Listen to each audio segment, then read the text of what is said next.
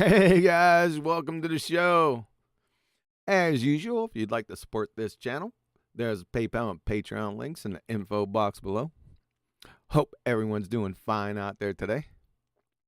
I was just in Gilded and I seen the beautiful butt-calling Betty Van Velsen. How are you doing today, ma'am? I am not bot calling anybody. I was just doing a whistle call because you were going on and on with your presentation. Well, it wasn't a presentation, your treatment, and nobody could hear. So you had your sound off. Did not look at the chat, and I didn't want you to have 5 hours of totally nothingness and having to do it all over again because I know how you feel about that sort of thing. Not turning out right. You will be pissed. Yeah, you did the right thing. You did the right thing. I found it extremely hilarious. I thought it was a butt call, but then about 3 seconds later, I said, oh yeah, something had to be wrong. But number one, you weren't supposed to be listening. You were supposed to be in bed, young lady. Yeah, well, maybe you had luck that I was there. Yeah. Well, I was taking intermittent breaks, so I would have caught it eventually. I did look down one time. Yeah. I would have caught it, within 3 hours.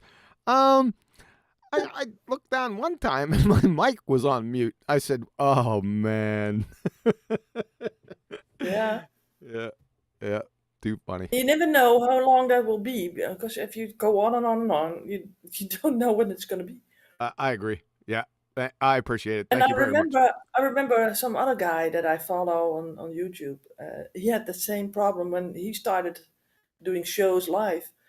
And his whole beginning was like echoing like crazy, right? He had sort of like an extra screen on where he maybe could hear himself too or see himself and did not extinguish the sound of it. And it was like, ugh, to hear about that. And everybody in the chat was like, audio! It was so funny. Yeah. And everybody was like, oh, come on, we want to hear the show, but we can't. And he had to do it all over, I think, because most of the time he was just talking, never looking at the chat. Because also he had problems looking at it because, new guy, not having 2 screens. You have 2 screens, but he didn't. It was a mess. Yeah, it could have been a real mess. You're right. I appreciated it. Like I said, 3 seconds after you called, because I knew, number one, I knew it wasn't butt call. I just said that because I thought it was funny. But 3 seconds in, I said, oh, yeah, it could. Yeah, but that's never happened unless your butt's got bigger since we started. Well, since I'm not wearing my phone in my butt, in my butt. In your butt? No. In my bed, right? Uh-oh. Yeah, I'm not taking it to bed, I love my phone, but not that much. Oh, brother. Yeah, I did appreciate it. Go ahead. I was going to say that would be an interesting place to store your phone at night. Yeah. Well, just because to not have these butt calls, that's something that we call them pocket calls here, right? Betty is not nude, Arwen. And yes, Quasi, Norm. Who's Norm? Norm is Norman. He made a couple. Well, he was on the show yesterday. He didn't say too much. What he did say was pretty stupid. But Norman is Norm. From Cheers. Norm. Oh yeah. Oh yeah. Reminds me of a song in Holland. So. Nathan wasn't watching last night, or he would have, as OCD as he is about production quality, he would have got a hold of you immediately. No, there wasn't anything wrong with the production quality. I just failed to switch the screen one time, and I was on mute for a little while. And the part where I was on mute, it wasn't particularly, how would you say, it wasn't the gem of the presentation. It was going through the stupid emissions So that sort of saved me. Yeah, Paula? it's good to maybe every sort of 15 minutes just check the chat a little and just continue. That's easy to say, but I was on a roll. Yeah, well, you can be on a roll for 5 hours and being on mute, deaf mute. Down, deaf, and mute. Yeah, you're right. You're right. You'll be the deaf mute. I'll pay a little bit more attention next time. Yeah, and people like the interaction also with in between, so it's good. Yeah, maybe a How, little shorter and more interaction with the chat. Maybe how long did you listen? not that long. Well, I was like aggravated when you not. I wanted to make a butt call again, just for the screen, right? But I thought, well, yeah, that might infuriate you doing it twice. So I thought, well, I'm turning this off because I'm not going to watch a thumbnail the whole time, you know. Although it is a really good thumbnail. It is a good thumbnail. Whoever made that thing, I'll tell you what. Yeah, yeah. She's great, isn't she? Yeah, she is. I don't mind if you I don't mind if you buck up. Now, if it was like 2 or 3 years ago and you called, I would get really aggravated. Now, see, last night I wasn't all that. Yeah, you were kind of relaxed about it, but I could only hear that a little later, was because there's also a sort of a delay before I hear or see it. Right. You know, so I thought, well, maybe if I do it again, you already changed the screens and it's all in vain. You know. Oh, I freaking answered it, and you hung up. Yeah, I thought it was just a call to alarm you to something. It wasn't a call to Have a conversation. socialize. Socialize. Yep. As soon as I I'm calling.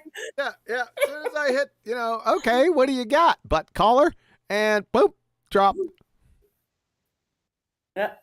Yeah, I did because it was my goal was for you to watch Skype, right? Because there I put the message in.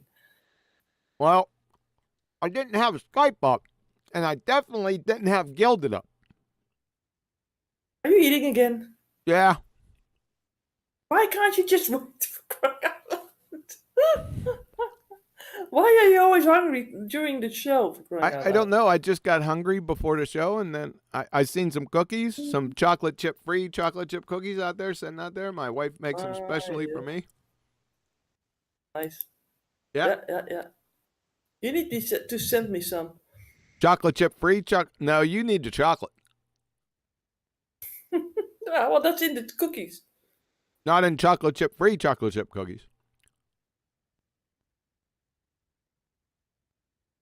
Never mind. Not that I don't find these things you're doing hilarious, the treatments, but like, do you have any kind of mental health care for having to watch like all of these people say such stupid stuff? That can't be good for your mental health.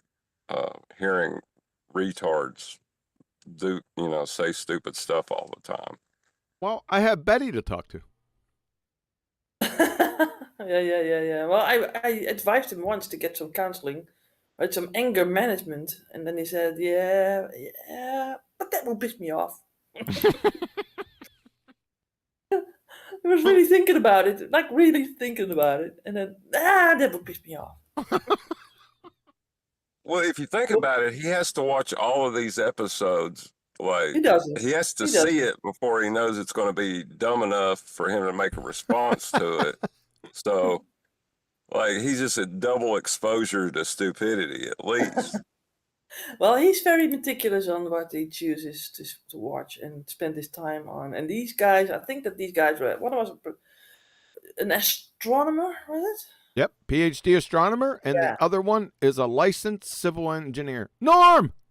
And that's the sort of people that you like, John, isn't it? Ones Yes. with the PhDs, the science education, Yes. the fake pseudoscience education. Yes. That's something that he eats for breakfast. With some Chianti and some fava beans. Well, the thing is that we can't find these people enough to have these sort of conversations with people. They want to do things with other people like Anthony and other flat earthers because they know they can bamboozle them with all these science terminology and whatnot. And but they could, and that's what's hilarious is that Hi, the Betty. job that does is these sort of treatments over those conversations. And I think one just did he respond on your recent? Yeah, well, It can't be. he responded to the first video. Remember the substanceless video, the one I had internet problems with? He did. I was shocked. Benny and I were talking, and I was yesterday. What was an hour or two before the show, something like that. But I went on to look up on the channel something in the studio, and I looked down, and he had commented. I seen a comment in there, so I pulled the comments up, and it was Rob, South Parks. He said something to the effect that if you want to talk to me, then you know where to get in touch with me. I'd like to hear his position now.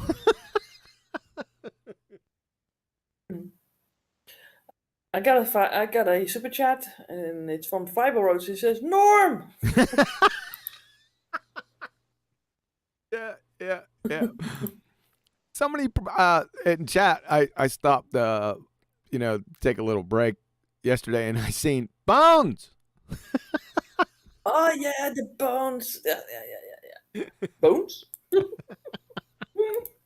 Bones. Yeah. How about Beaks and Beaks and Yeah, Beaks? Beaks and Beaks. That's fun with that. That was not on the internet, I think. We had a blast with that. Yeah. Hello, Betty. Hey, hello. Good of you to join. Neil. A little late. Hello, Betty. That's QE. Hello, Betty. Enough, Neil. Okay, hi, Betty. Hi, Neil.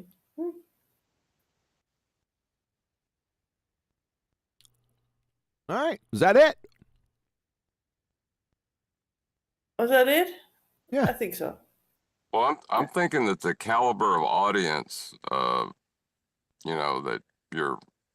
the caliber of the people that are getting the treatment, Whitsitt should be honored that he was the first of these then, right? Was it? No, Jaron was first. Jaron. Oh, yeah, Jaron. Yeah. So he should be was honored. Was Jaron the first treatment? Yep, Jaron was the first. And how ironic was it, but that those two bozos last night had almost the same, not almost, they were the same exact arguments that those other knuckle dragon flat earthers had. How ironic was that?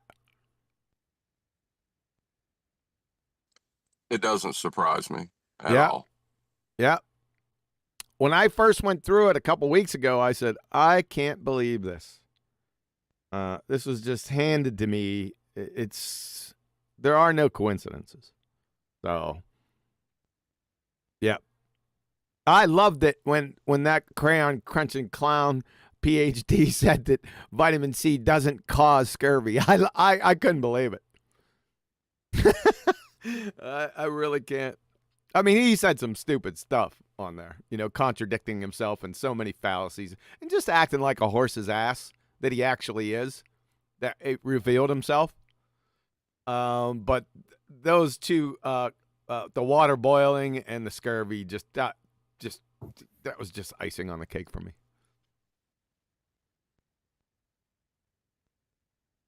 How can you say that? Hold on, it kind of got me too, though.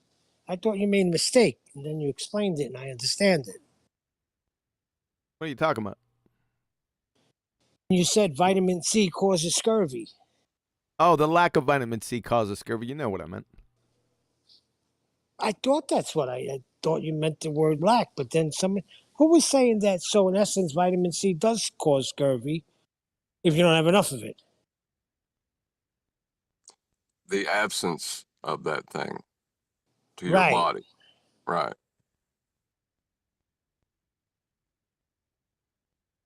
Well, if you take Jaron's point on it, it would be, what was it?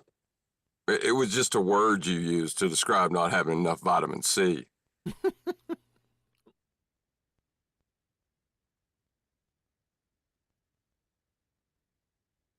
And then I went down the list. That was a lot of fun. Everyone saying the same thing, obviously, because in 1700s, who was it? Who was it? The experimenter? It was Lind. His last name was Lind. I remembered that from school. That he did that experiment.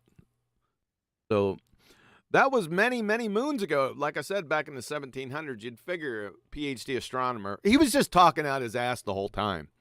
Off topic. The funny thing I thought, during the middle of the treatment was I wasn't hearing too much about flat Earth or sphere Earth. It struck me. It came to me all of a sudden. I said, what the hell are we doing here? You're now, not that I didn't love him train wrecking himself with his hypothesis and experiment that he had no friggin' clue of. Right? And he kept on doing it. I was loving it. Yeah, that's why they're called limeys. Yeah, exactly. But he continuously train wrecks himself with his lack of science acumen, and it was so appropriate to be shooting at hippos in a fishbowl because it's just plain stupid. I mean, just revealing himself as just an utter moron that should be picking up cans alongside of the road. He's going to continue to do it. Now, like I said, I listened through the whole thing once. I'm going to have to listen to the second part again because I really don't know what's going to happen next. I can't remember. It was a week and a half ago. A lot of things have happened since then. So, well, the thing is, go ahead. The thing is, they train wreck themselves, and then they act like they're at your destination where they said they were, as a conductor, they're like, all right, everybody off the train, Yeah. like everybody's fucking dead, they're just like, yeah, all right, we're here. Yeah, and he contradicts himself sometimes within the next statement. That's what cracked me up. And then he called MC Toon, he called him empty soon. So I'm going to run with that, the empty soon. Yeah, I think I'm going to run with that on the next show. And what is up with these astronomers citing Hillbilly Blue Balls, the redneck retard, and MT Soon? What's up with that? Can somebody explain that to me? No? I didn't think so.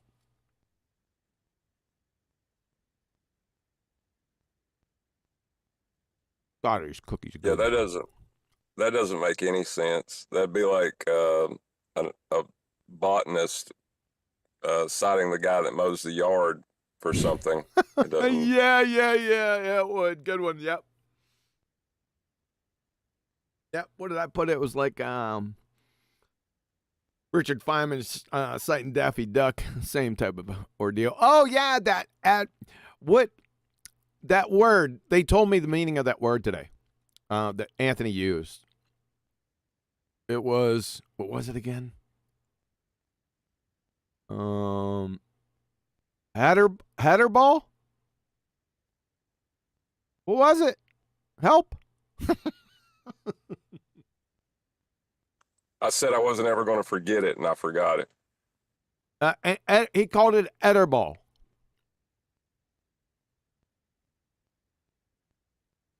It's something. It's somebody that's absent-minded or something. Pure numpty, yeah.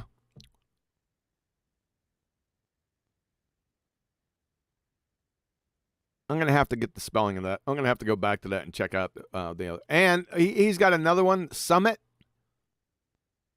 That's an Anthonyism right there, Summit. Or is that from Liverpool? You guys out there in England, is that a Liverpool thing?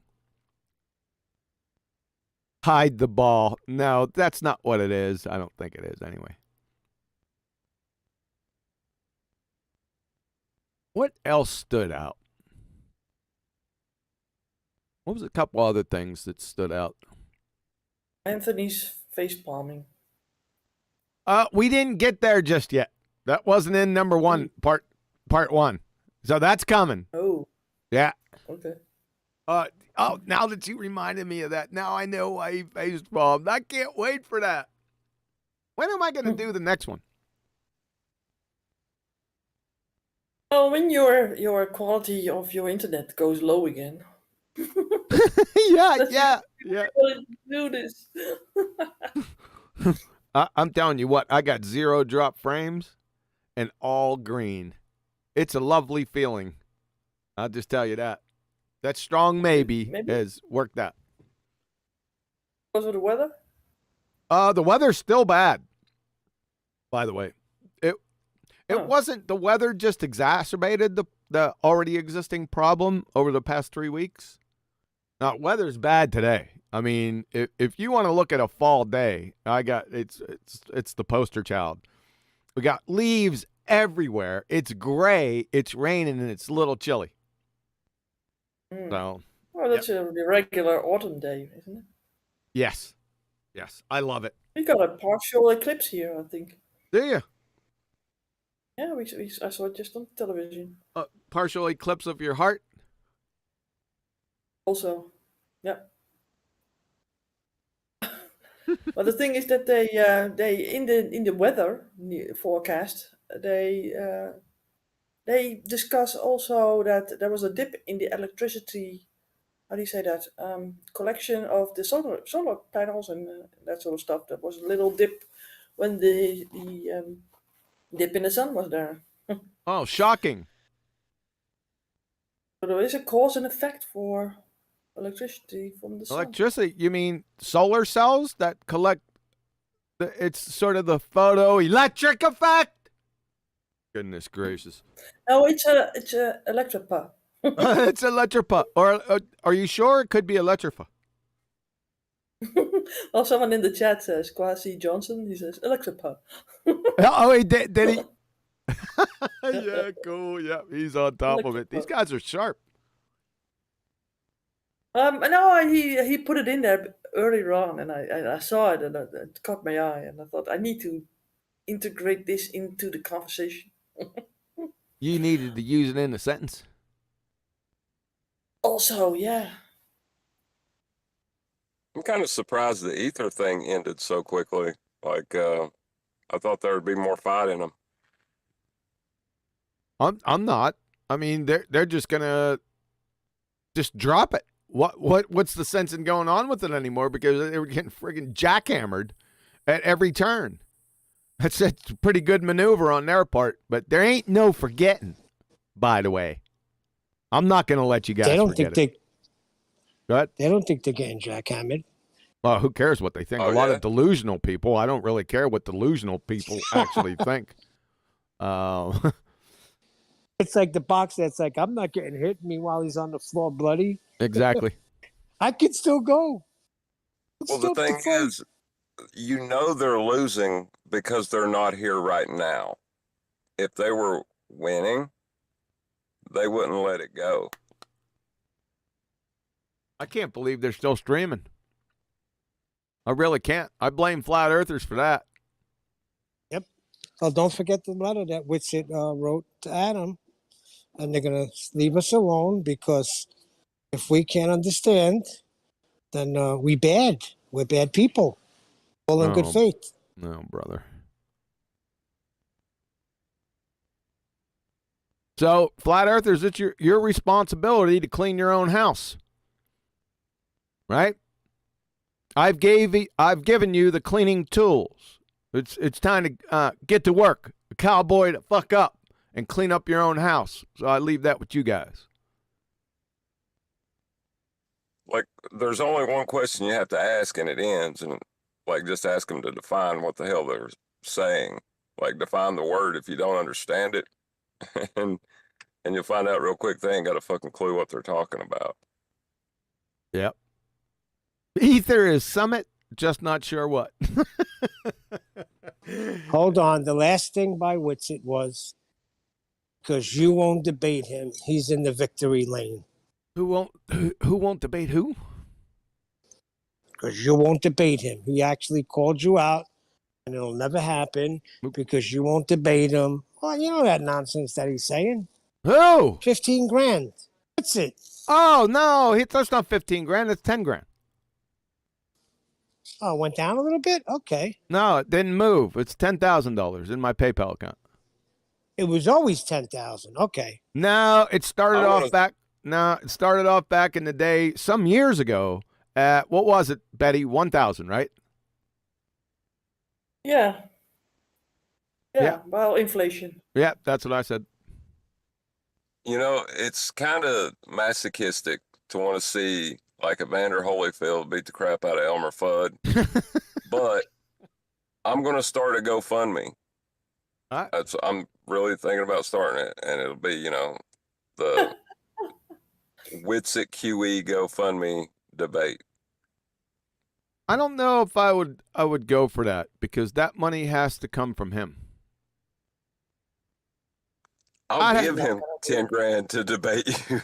I'd have to think about. Oh, if you didn't tell me and you just gave it to him, and okay, I see that. I see it. Yeah, I wouldn't know. That's fine. You don't want to extort people for money, John, to see you debate? I don't want to extort money from people. What do you mean? So you don't want to have it from other people that want to see you debate? No, if he wants a debate so bad, it should come directly from him and his supporters, not my people. His supporters. His But supporters. you have supporters too, and they want to do this, right? They want to see it. So do I. But here's what bothers me, QE. He knows there's people in his in his chat that follow him that think that you just don't want to debate him. Okay, so there's going to be a lot of people that are always Cares. deceived there by it. Who cares? Whoever's in his chat, whoever his Who 5,000 fucking- subscribers are, Who cares? I just want to see you smack him around a little bit in a debate. What's there to debate? What are we going to start with? His contradictions? I know. Wait, he ain't going to there's no recover. contentious talk. He's not going to recover from the first one that he came out rolling out the gate with. It's all over. That's why they quit. What? There's nothing to debate. What's ether? Anything I bring up, it's over. Right from the get-go. It'll last 15 seconds, 25 with interruptions. Yeah, that's a lot of money for 10,000. 10,000. Yeah. How many per second do you earn then? Don't Wow, know. it's the All I fastest care. 10,000 you will ever make. Don't know. Just whatever you guys think, I'll roll with it. If I see 10 G's in the PayPal, I'll know that it's time. Well, that's why I said it's masochistic. Like, Neil's wanting to see it, but it's a bloodbath. I mean, Nathan already destroyed him. Yeah. Right? No. I want to see. I want him shut up. That's all I want. He ain't Hold gonna on. shut. Nathan destroyed his argument. He ain't gonna Not shut up. him. Listen, he's not gonna shut up. There's no shutting up. He's gonna whistle past the graveyard. I told you why. They can get away with saying anything they want because in their minds they have the numbers and their subscribers are dumb as a friggin' bag of hammers. So it doesn't. Remember, I told you the scenario. Yeah. Like the heliocentric. I got Yep. you. Right. They have the numbers. Yeah, Exactly. Right. Yeah, doesn't matter. They could say whatever they want. They're in their minds they're immune. Right? It's the same. It's the same way. That's a sad state to be in, though. Yeah. Well, there you go.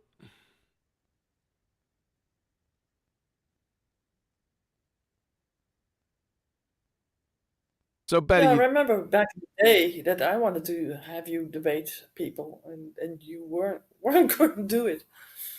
And then I thought I might do it, and it didn't turn out that well. and why didn't it? I don't have the whole shebang of background in science, language-wise. Also, the computer thing didn't work out that well because I didn't even know how to do a hangout thing, Right. Share screens and screens. Share your screen. Share your screen. You beat me to it. Share your Share screen. your screen. Yeah, I didn't know how to do that. They had to teach me. More of that, and it was just in the beginning of the whole flat Earth sort of thing. You're either good at it or you're not, and sometimes we think that we are good at it. We think that we have things down, but but nah. Did somebody give you a piece of advice beforehand? Yeah, he did, but then I got sidetracked, and it's so easy to be sidetracked It is. by these guys. Yep. Yeah, they give you a little thing, and you go on a tangent, you never get out of it, and your whole spiel is gone. Yep. That's what happens. Yeah. Just So sometimes you got to take it on the chin. I couldn't get McToon and Ruhif to accept that you need 2 straight lines to make an angle. And then they said you didn't, and demonstrated with 2 straight lines how you can make an angle. yeah. It was infuriating. I said they either had to be morons or liars at that point. I think I remember being presented a shelf that was like hanged on the wall crooked. OMG. And they'd say, is this level or is this flat? OMG. Red's Yeah, rhetoric. that one, you know? Yeah. You could film shows about the semantics, about that sort of stuff, you know? I think I did that on a numpty clip, didn't I? Oh yeah, you dealt with it quick. Well, I caught it. I caught it initially. Remember, I think it was the same day I freaking called you up and I said, listen to this shit. Mm-hmm. Well, I was presented with it. I think maybe you got it from me or some. Yeah, maybe I posted it to you and then you said something about it. I don't know. It was a long time ago, but yeah, you sort of took it apart easily, and that's why I liked all about your commenting on these videos, where you took apart every single thing, called out the fallacies used, and pointed out where they were wrong. It was that easy. It was. I almost missed my train stop where I had to go out off the train. Just almost. I had to grab everything together and just fly out of that train. Betty, were they making an argument for a sloped Earth? Now, I got to look at the live stream, Betty. Look at the live stream. Yeah, it's still the thumbnail. Oh yeah, yeah, that woman in front of the crooked shelf. Yeah, is this level? Is this flat? Yeah, the surface is flat, right? It's not level. Exactly. Yeah. Yeah. And that's what they got. They just have to. It's like almost like in politics where they do the freaking same thing. You know, it's not bad. They sidetrack you with stuff. They talk about points that aren't on point, besides it all, and it's debate tactics. It's train wreck tactics. Somebody, this took a fundamental. This took planning. This one right here. That's the scary part. Yeah, well, they think about these counterattacks that they have these spin doctors, I think they call it here. Elmer Fudd spin doctors. Yeah, they talk about how to attack flat earthers, their arguments apart, and they fail every time, but you have to see through it. And once in a while, they take someone out that doesn't see it in time, and they laugh about that, but then later on, you catch them, and they've been set straight. Hey, take the con for a second, Betty. I'll be right back. Yeah, so yeah, I remember that this was one of the things that I got presented on my Red's Rhetoric debate, well, years back. It was really, really bad. So Yeah, what to do that again? Ruhif tried to. What did he try? Ruhif tried to get me with vertical, trying to get an angle without using the ground as your baseline. You know, he's like, we'll just use vertical. And I was like, vertical? I was like, vertical references the ground. And he was like, no, it doesn't. I said, well, where's the vertical at in free space? And he's like, well, we're not in free space. I was like, exactly. So anyway, like I'm laughing at him. And then he draws a diagram where, you know, he does the stick coming out of the ball and then a line of sight to a tangent point. And he's like, so you can get an elevation angle. Like, Yeah. and I'm laughing at him. I don't know how he thinks he won that point, but in his mind, I think he believes it. Yeah. Yeah, the whole point is just laugh at them because, I mean, there's nothing else to do. The only thing that you can do is just fight with these people and get into a shouting match, and it will never end. And then they have a point to say, oh, these flat earthers are so impolite. Right? You get that, and no points are won. So the best thing I think to do is to be polite and just laugh in their faces. That's what I did with GeoStreamer when he was doing some stupid stuff. Oh my goodness, that when you got him with the mathematical equation for germ theory, that was hilarious. I had to have a sort of a rematch on the debate scene, and that sort of did it for me. And after that, I was like done with it because it's really not my thing.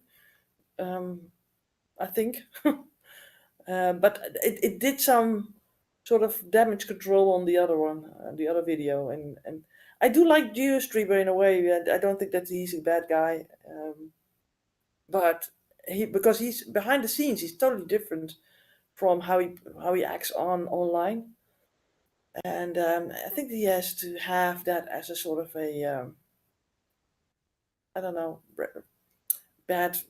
Front?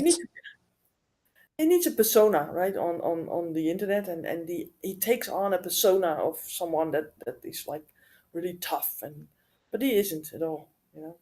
It's Well, called you putting know, on a front.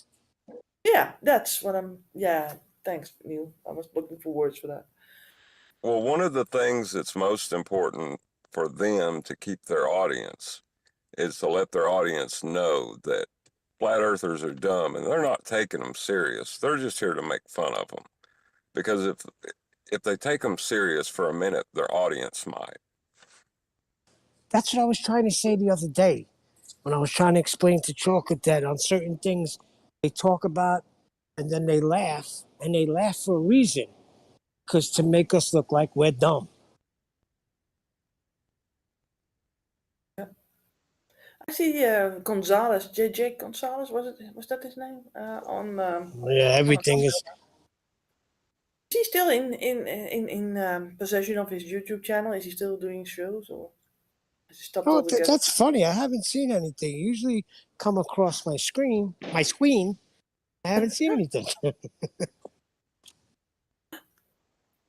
Some of these thumbnails that I made back in the day, I think they are like these people have disappeared somehow. You Well, remember, Betty? They don't know the difference between natural, right? Supernatural and man-made. They think that everything comes from the earth, so everything is natural. Like a shoe, right? It's right now on. Yeah, it all comes from particles of the earth, so it's natural. that's insane. But No, that's not insane. like, No, that's a logical fallacy. It's called a composition fallacy. But go on. Explain. Explain what? How does that become a composition fallacy? By thinking that everything comes from the earth, so it's natural. It doesn't become it. That's what it is. Right. I'll take So apart the fallacy then. So that's called a composition fallacy? Called a composition fallacy. Yeah, go ahead, look it up. I learned something new today. Can you do that, or are you on your phone? I'm working, but in a few minutes I will not be working, and I will look it up. Okay, fair enough.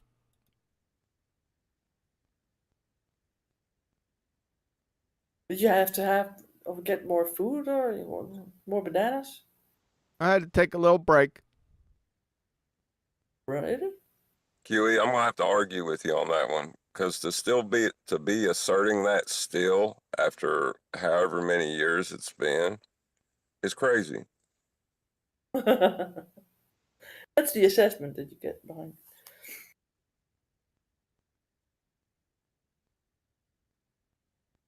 It's funny because of these slides. At first was Brenda with the shoe as a phenomenon. Now it's Ruby, I think. Oh yeah, he Or jumped was on it that. Scott Veach? Yeah. Yeah, he jumped on that Crazy Train. Bandwagon. I really thought for sure that one was too far out there for anybody to get behind. Behind the shoe. Shoe is a phenomenon that you can science. I thought that was too absurd for anyone to take serious. Keep on chugling, baby. It's funny that I get people here in Gilded now, and they're all flat earthers. Just there's no baller is coming in. Do they have cold feet? Do they think that's a tank of sharks here, or Hippos. they think there are too many hippos already in this channel? There's too many hippos. Neil, sorry, I gave you the wrong fallacy for that one. That's the fallacy of division. So correction, as you were. Fallacy of division. Yes, sir. Okay. I mixed those two up for some reason. They're really close. They're sisters. Composition fallacy and fallacy of division. They're real close. And John has something with sisters. Your sister. That's not what your sister said. That's right. That was Holy hilarious. shoot, I wish you could see this. Oh, brother. Go ahead, Neil. Yeah, I'm going to say, Somebody when I says that, came out, oh, sorry, Neil, go on. when I came out this morning, I'm working by the water. And I mean, it was right up to almost cement. Now, I could see the poles 8 feet down that are holding up the cement. Amazing. You interrupted that. You interrupted that conversation for that. Well, it's amazing how the water moves. Come on, that doesn't amaze you sometimes? Oh, brother. Let me override this with. Listen, high tide proves that the Earth is a sphere. That's what I was told. Yeah. Can you? How can the everything rise then? With the climate change. How can everything? Can you overtake this with something more coherent? So, this was on the fly. Because they say that there's climate change, and we have now water that's going to be in 30 years 3 meters higher than before. They were saying Florida was going to be underwater when I was a kid in the 70s by, I think it was 1990. Yeah, and it never happened, did it? No. It might be one of those things where they are taking measurements of a cycle, but a certain direction to that cycle, and then ignoring when it reverts back the other direction. Yeah, it's just nonsense. Pseudoscience nonsense. I think the But they do that with the modeling, right? They model sort of, oh, it's going to rise this and that and the other, and because the models say so. Right? Well, if you listen to South Parks, that was one of his points yesterday. I think that might have been later after you went to bed. Yeah, well, it's all over the news now. Models this, models that, models the other. It's the same old, and if they would have listened to you, all these Dutch people. You know what bothers me worse? You know what bothers me worse, Betty? It's when people stand at the pulpit and they say that God made the earth with a molten iron core. Yeah. Yeah, you've not let that one go for like a week now. I'm not, because that's a bunch of shit. How can you stand there and say that outright? How do you think? Because pseudoscience has crept into the ministry. That's what I think. Yep, they're just mindlessly parroting what they've been told.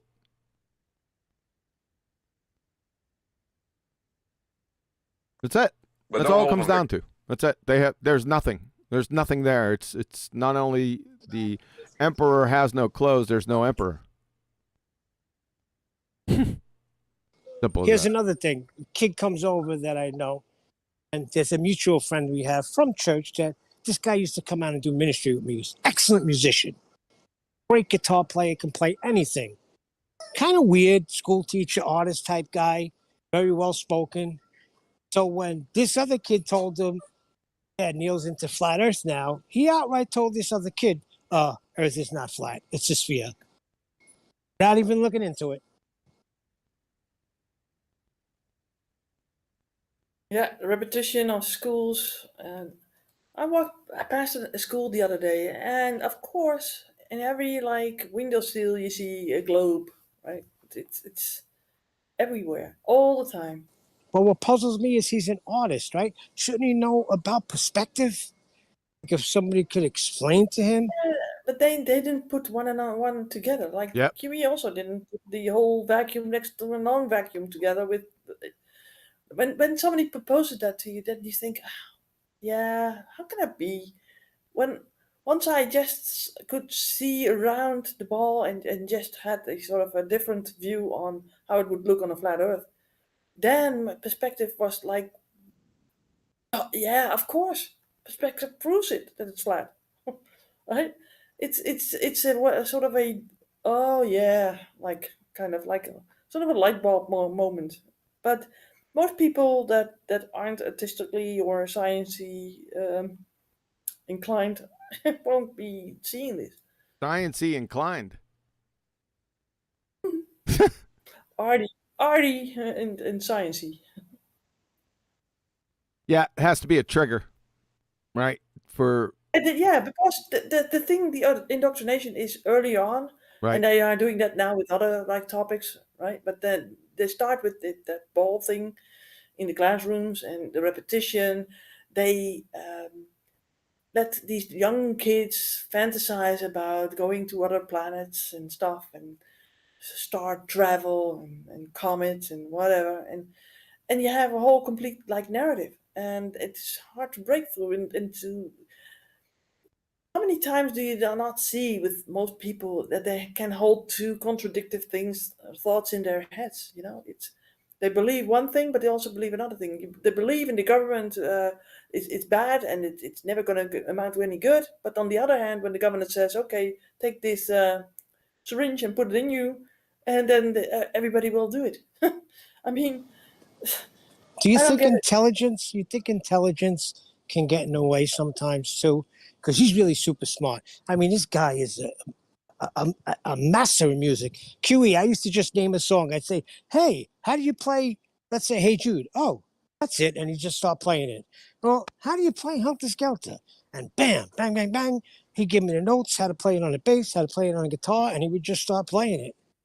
Really cool. But it's pride. Yeah, that's what I was gonna More say. I was gonna stop him and say it's simple pride. For a lot of people, it is. Go ahead, John. I was going to say, pride may rise with intelligence. I don't think they're directly correlated, but the more intelligence you have, the more pride you have in it. So his pride level is probably a lot higher than your average person, too. But aren't you supposed to listen to two sides of a matter? Right? I'm going to get to him. I'm going to tell him, look, just watch Flat Earth Debate, watch this quantum racing channel for a while, then let me see how you feel. Well, you said he was artistically inclined, right? Amazing. Can't even describe how freaking good this guy is. Ask him if he curves his lines to the vanishing point. Ask him if he curves his line into the vanishing point. Yeah, curves instead I of don't straight think. lines. No, I don't think you're saying he's an artist, but he's a musical artist, not an artist. Does he paint? No, artist too. Yeah, painting, drawing, everything. Oh, okay. This All guy right. is like, what do you call them guys? The Renaissance guys? It's like one of them. All right. Yep. Well, in music, ask him how he measures a return signal without a flat bass line. Now that's a good one. He'll understand that.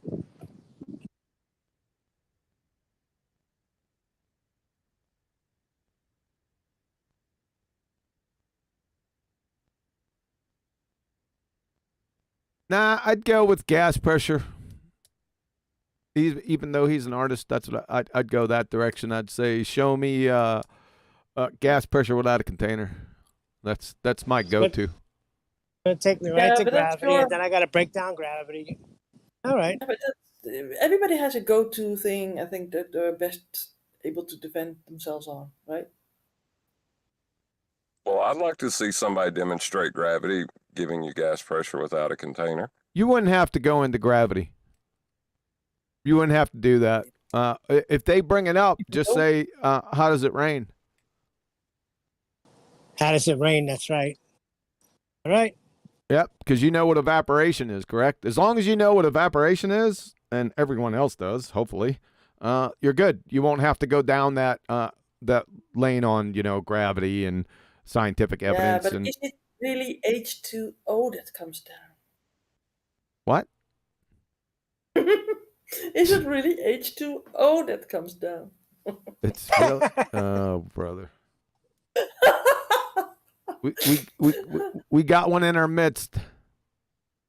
Well, I was about to say, Betty, you're saying that as a joke, but I made the statement that water boils because you heat it, and somebody was like challenging what the definition of water is on Nathan's show, and I was just like, I was flabbergasted. I was like, you won't even let me make the statement that water boils because you heat it, and you want me to define water to you? You can't get past the first thing. You think I'm going to move on to that?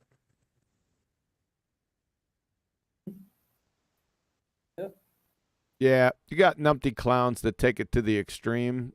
They have to be skeptical about stuff is a good thing. I'm not taking that away, but to adopt that as your philosophy, there's a danger there. Follow? Right. Then you have to become skeptical about being skeptic. Well, you have to have these people that are hyper skeptics, right? That's what I'm talking about. Bad. The hyper skeptics. They don't even believe they are stepping on this earth at all, I think. Sort of the brain in the fat sort of like motif. That's when like all logic and reason falls apart pretty much, though, when you get to that point. It's like you've found something out, it's destroyed you.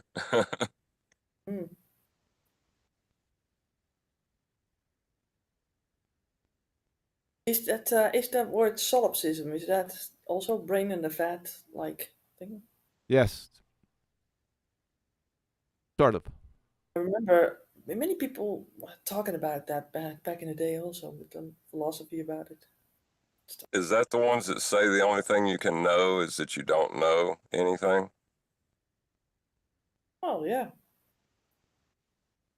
Well, the brain in the fat, that everything around you is not real. Only you are real.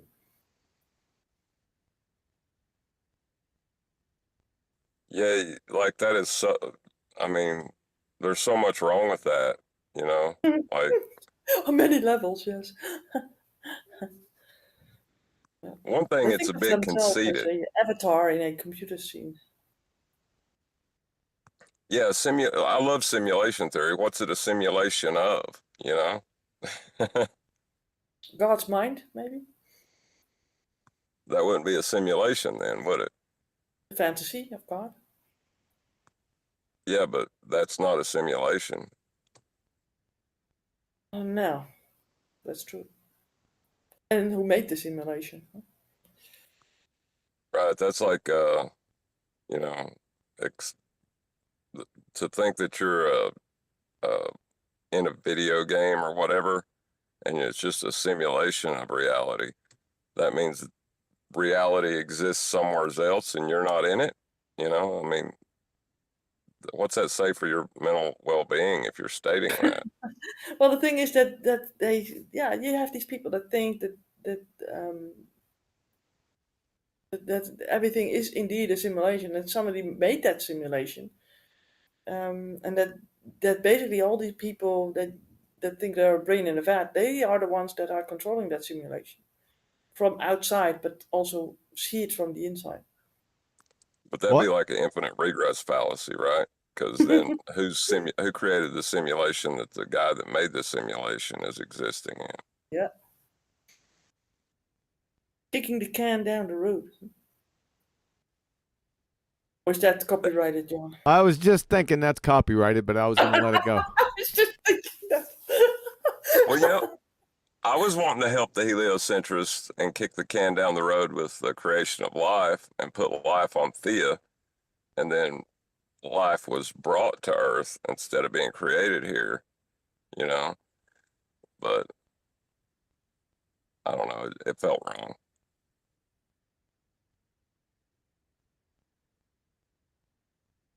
Yeah. I want to see these treatments being done to some PhDs on the evolution side. No, that's old news. I understand, but I think some people still need to know. I was about to say, QE, it's old news to people who knew about you back then, but there's a lot of new audience members that I think would enjoy it.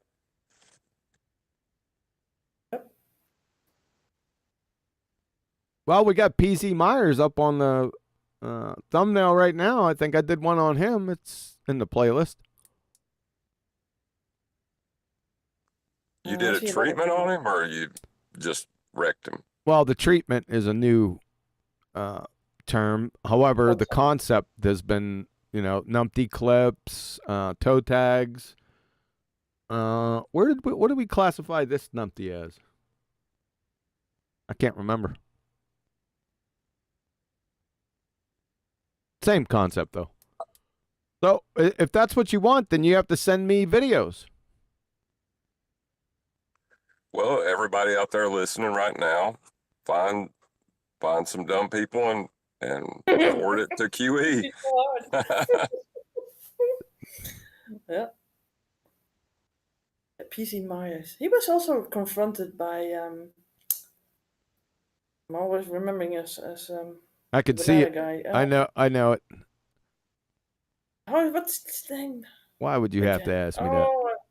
I got this brain fog going on now. The Christian guy. He interviewed him on one of his shows, and he couldn't answer simple questions. Yeah. What's his name then? From Still Waters. Yeah, that doesn't tell me much. What's his name? Can't get it. I'm sorry. It's just, and the more I try, Who interviewed him? QE? Ray Comfort. Ah, you finally got it. Yeah. Wait a second. Ray Comfort used to speak in Times Square Church. I know who he is. Yeah. He's a great guy. Yeah. But they tried to get him on a banana. Yeah, it's the crocoduck thing.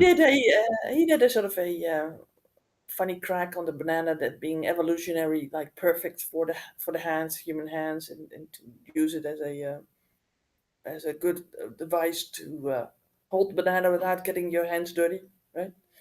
And the people in church would laugh about that, but then the ones that were basically atheists, those people were like making fun of him about it. And they, every time that he would come on somewhere, they would have a banana for him. Right? Yeah. Comparing him to a chimpanzee or whatever, but he finally he could sort of use that to his advantage because of his so-called stupidness, the supposed stupidness, he could come into many people and approach them because they already thought, oh, that's a doofus. And so he already had a foot in the door, basically, and he had great interviews and really slamming these people with their own stupidness. He got into some issues with it was back in the day. I don't know when it was. It was a few years ago. Ray Comfort, and I think it was, what's that kid's name? He used to be an actor. I think his last name's Cameron. They were on some type of interview, and It's Kirk Cameron. Yeah, Kirk Cameron. They were on some type of interview. I think it was on TV. And there was something to the effect of a crocoduck. came up. I can't exactly. It's so long ago. I can't remember it. I'd have to go back and look at it. Was it that him or was it someone else? No, it was those two guys. It was the crocodile thing. Yeah, I'm pretty sure. Well, is that where the guy that got that name from that you had on the quantum mechanics? Oh, King Croc-a-Clown. What's it? What that numpty dipshit. Now, remember, he did back in the day, he did 2 videos describing quantum mechanics. Quantum Mechanics 1 and 2. And they were he did a really good job. I haven't heard anyone do as good a job as he did. And it was all fine because he was just describing it. And I was at the end of the first video and I said, okay, that's not bad. That's really good. And then he come out with the second one. And then I said, okay, we've about had enough of the descriptions. We want the explanations now. And I said, I'm waiting with bated breath for the 3rd installment. How long ago was that? He has never come out with that 3rd installment. He had all his numpties attack me in chat. I'll tell you what, it was one of those 500 long chats, right? He was in there for a second, and then all of his little friggin' crayon crunching numpties, start trying to attack me intellectually. That was their first mistake. But I kept on asking him, Crocodile, let's go. Waiting on number 3, brother. Nope. It's been something like 8 years now, right? It's been a long time. He hasn't come out with that 3rd one. You bet you're not coming out with that 3rd one. I'll be on you like a duck on a June bug. You mean a crocodile? Yeah, remember I caught him, Betty? On a what? Duck on a June bug. Duck on a what? Duck on a June bug. What is a June bug? What the hell's a June bug? It's a damn saying. Now let's get back to the important point. It's a what? Oh, it's a June bug. It is a saying. There was a kid that was nicknamed Junebug. Oh, brother. Oh. Yeah, well, sorry, not everybody's in on these, right? I didn't say oh, brother to you. I sent it to Neil for conflating the topic again. Now let's get back to the important thing. There's another super chat. Really? Go ahead. Yeah, James Richard, and he says, if one makes it to the kingdom with all truth revealed, it should be at that moment they realize that there has never been an intelligent person on earth besides Christ, of course. Huh. That was pretty maybe darn. I emphasized it. That was pretty darn deep right there. I wasn't ready for that. What's up, James? Haven't seen you in a coon's age. Where you been? Yeah, so such a nasty avatar, hasn't he? Like that alien guy. It's the Predator, isn't it? Yeah. Now, what was I I feel saying? like Now, what was I saying before? you left a cliffhanger, is what you did, because you brought up the explanations because all he had given was descriptions. Now, why wouldn't he want to go into explanations, QE? That's where he can't, because he's an atheist, and as soon as he comes out with explaining any of the experiments, it crashes his worldview. He couldn't come out with number 3. I was sitting there waiting for him. I was subscribed to him. We had some interaction. I'm there, let's go. Still waiting. I ran into him about 4 years ago on that flat earther girl. Yeah. What was her name? She had red hair? Yeah. Red Sonja. It wasn't Red Sonja. That's not Rachie 5 zeros, is it? No. No. Oh, yeah. Wasn't no, she no. physics? I thought she was physics girl. But No, they said not that she- physics girl, no. Orphan Red. That's the one. Look at Brian comes in and saves the day. Orphan Red. Yep. Orphan Red. Oh, something with red. I remember that. Brian knows a lot. He's been around a long time, Brian. He was getting frustrated at our poor memories. But anyway, remember that, Betty? When we were on Orphan Red's channel. Now, we weren't being interviewed or anything, but we were in the chat or the comment section, and King Crocoduck, I call him King Crocashit, showed up in the chat, and boy, he shouldn't have done that. It was over quick. real quick. Yeah. I haven't heard that saying in a while. It's a crock of shit. I used to have little pet names for him: Crock of Shit, Crock of Clown, King Crockometer. You name it. Now, Brian, I did want to ask you something. You still here? Yeah. Is that Rob Parks, PhD astronomer? Is that same crayon muncher that was on the video that you sent to me from Bev? Which video was that? Because I sent you a couple of videos from Bev. You sent me. Remember, you sent me one of those videos, and then I got irate over that PhD astronomer. Remember, I told you, I said, get that PhD astronomer on Nathan's show. Is that the same guy? I honestly can't remember. There's been several pretenders who are astrophysicists and that who come into the arena. And I honestly, it could be him, but I don't remember. I think it is. So I can't help it. I think it is. Can you find out? I could ask. Yeah, I could ask Bev, see if he remembers. That's the best I could do. And if he doesn't remember, then I don't know what to do. That wasn't that long ago. And his name's Rob Parks. Remember that. Yeah, his name is familiar. He has been around. I have seen him. Either I've seen him in YouTube comments or I've seen him around. I do know his name. It could have been him. It wasn't Tony Purcell. You would have remembered it was Tony Purcell. No, it wasn't that crayon muncher. No. No. So I'd ask Bev. I'm thinking it is, Brian. Could be correct, because I mean they've all tried it at Bev's. So. Yeah. There's not too many PhD astronomers running around, and that was the specific one, because I remember saying, hey, Brian, who is this PhD astronomer? So I'm thinking that's him. Yeah, it probably is then. It probably is. Well, check it out. Just let me know. It's for no other. I don't know what we're going to do with it, but I'd like to know. Oh, well, I'll ask Bev. All right. Thanks. First. Yeah. Go ahead. You have something else? I just said no worries. Oh, okay. I wonder if all the evolution supporters realize that evolution is also debunked, whatever that is, by the Black Swan. Evolution was debunked by the Black Swan. You knew I'd have. Go ahead. Well, the Black Swan debunks it being a globe, debunks the radius, debunks heliocentrism. So how could evolution exist? No, all them things can't. Well, we have to. You'd have to define evolution first. Yeah, I was expecting that, and I don't have a definition. No, I wasn't trying to. I wasn't trying to put the screws to you.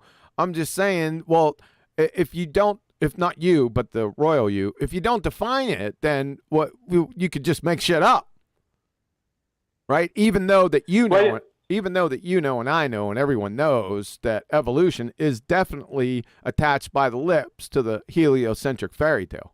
Follow? Exactly. Yeah. But if you never define it, then you can just make shit up. I thought that was the whole point of it. Yes. It's a shapeshifter. That's why anytime you see a evolution quote unquote debate, no one will ever start off with defining that monkey. Never. You'll never see that. Never hear it. Not a chance. It's kind of funny because back in the day I used to pull them up just to laugh because I knew what was going to happen. They did just, right out of the gate, they'd start out with the evidence for something they haven't defined. Yeah, that's kind of cool that way. You could just make shit up. And then if it doesn't work out, then shapeshift it because you haven't defined it yet. So you have some artistic license. Yeah, about as wide as the Atlantic. They can Yeah. tell you all about what it's not. I wouldn't mind. You know, it's been a couple seconds since I decapitated an evolutionist. So I guess I wouldn't mind that, Betty. That's not a bad idea. Can you go find some? Is there some? There are people still talking about that? Oh yeah, there's a niche for these sort of things in every point of the web, World Wide Web. All right, so let's go. Let's do it. Yeah, there's also these debates that you got by certain people between atheists and creationists. Those can be fun too to review. Those could be fun too. Oh, If you dabble in that sort of thing, go ahead. If you can find some atheists, I remember trying to track those guys down. Who was it? The 4 dipshit horsemen? Who were those guys? I can't remember them anymore. Dawkins, Oh, man, I'm blanking. I see their faces. I just can't recall their names. Some guy named Sam. Yeah, that Sam guy. That's the first one I thought of. Short guy, black hair, short black hair. Yeah. So let's look it up. Uh-oh. You might have difficulties getting these videos to review because they have to not let much speak because you get maybe a copy strike, right? Copyright strike. Yeah, you do have to be really careful. You're right. The 4 horsemen of ambiguous logical fallacies. The 4 horsemen. Hold on. You got Dawkins, Sam Harris. That's the one. That's the one that's the one I was chasing down. Right? He thought he was all that in a bag of chips. I got underneath his videos. He would never comment though. So you got Dawkins, Sam Harris, Christopher Hitchens, which the atheists just dote on. They think he's better than sliced bread. He's dumber than a bag of fucking hammers. And that Daniel Dennett, that guy is a total jackass. That guy Hitchens, isn't he already dead? Yeah, Christopher Hitchens is dead, yes. Didn't he have a brother that was a Christian? Don't know. It may be in bad taste to make a treatment video about Hitchens. Yeah, I wouldn't do that. Once he passed away, that was it. I don't play that game. But if one of the evolutionists bring him up and bring any of his quotations, citations, or anything like that, then it's fair game. We've got another name here in the chat. It's Matt Delahunty. Matt, I know that name. Yeah, former president of the atheist community of Austin. Oh, I know who that is. Yeah. Gotcha. Tracking. Yep. He wasn't that high up though. He's not like Dawkins or Harris. High enough for a video to be reviewed on, I think. Say again? High enough and not so important enough to be copyright striked. Yeah, like you said, that Maybe. Now that brings it, back into focus, Betty, because I wasn't thinking about that. So it's an important point. Well, the thing is that if you bring up these videos where they are having these formal debates and stuff, yeah, you have to be careful. Yes. I mean, if it's among us in the community, then, well, right, it's not that bad, but... I still think you get around it, but you have to you can't let those videos go too long without commenting. I don't think I have a problem with that because people are so stupid that it's just like verbal diarrhea of nonsense. So I'm pretty quick to jump all over it.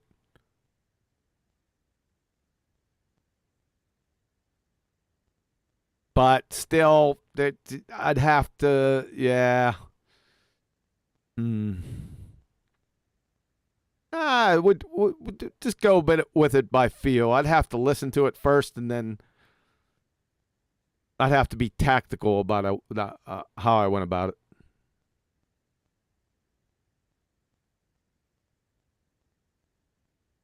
Yeah. Well, yeah. Well, if you interrupt it enough, it's not really that show anymore. Oops. You drop your banana? I don't have a banana. But you wish you wanted one. I wish I Wish you wanted had one. one. That doesn't make any damn You wish sense. you had one. That's a Dutchism. You wish you wanted one. I know. I spoke too fast. Yeah, you did. Good thing I didn't stay on it and expose it. Yeah, good thing that we did not talking about it still. Right?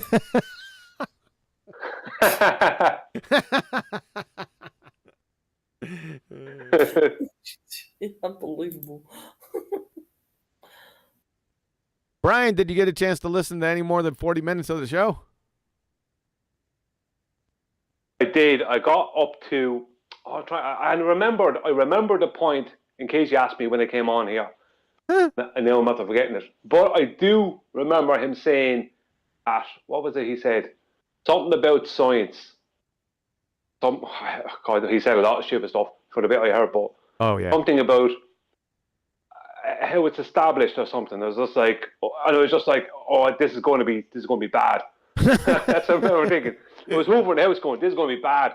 Because I knew when you were coming in after what he said, this is going to be bad for this guy. But I think I probably got about an hour. I think I got about an hour and 25 minutes of it so far. I think. Okay.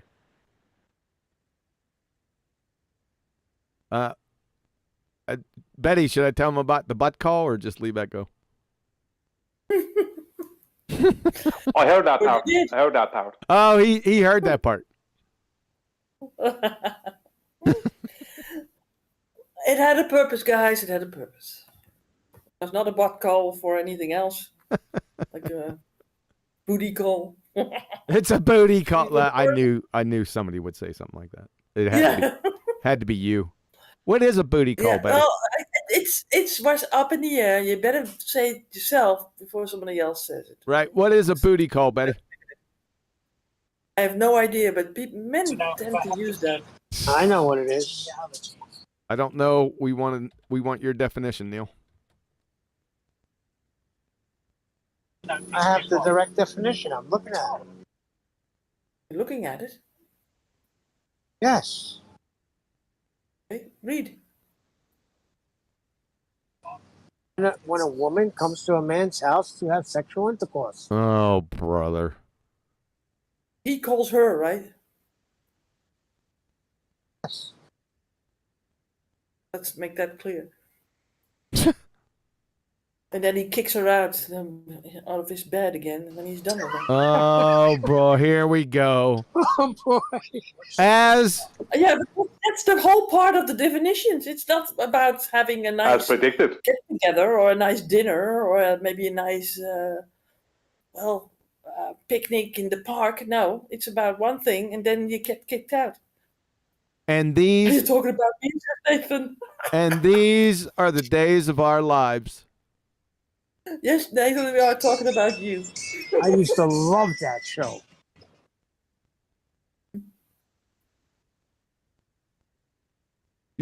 Oh, we got Nathan out there. Are you talking about me? That's what I just looked down there. Okay, yeah. We started the show without you. If that's allowed at all. Oh, Lawrence Krauss, that's also a guy that you can attack. Yeah. Oh, that's a target-rich environment. But then again, we have to be careful with the copyright with that Crayon Muncher. That's for sure. Yeah. Well, he will attack you. How about Aaron Raw? Oh, That guy's annoying, man. That's If an you atmosphere take him guy turns on- together. If you take him on, he will have a vendetta like you never believe. It will never end. oh, it'd be all over That real. guy hates God. It'd be all over real quick with him. About 15 seconds. Then 25. you have Michael Shermer. Michael Shermer Yeah, I know Nice. that Crayon Muncher too. Yep, Michael Shermer. Yep. and Jeff D. Jeff who? Jeff D. Don't know him. No, me neither. This is from Hither Thither in the chat. He's putting up some names. Danny Faulkner. He's not he's not an evolutionist. He talks about everything, I think. What Nowadays. about Sean Carroll? everything. Sean about Sean Carroll, Carroll? I don't think Sean, I could be mistaken. I don't think Sean delves into evolution all that much. I could be wrong. Is Lawrence Krauss not the Neil deGrasse Tyson of evolution? Yes. Yeah. Right? Those are basically they put on to just hold on to the narrative, huh? Yeah, but I don't think he has any degrees in biology, though. I could be wrong with Lawrence Krauss unless he got one. For evolution. What's the It only works definition of an against you. atheist? Yeah. Hey, It only Betty. works against you. Hey, Betty, go ahead and take the con for a couple minutes. What? Betty, what's the definition of an atheist?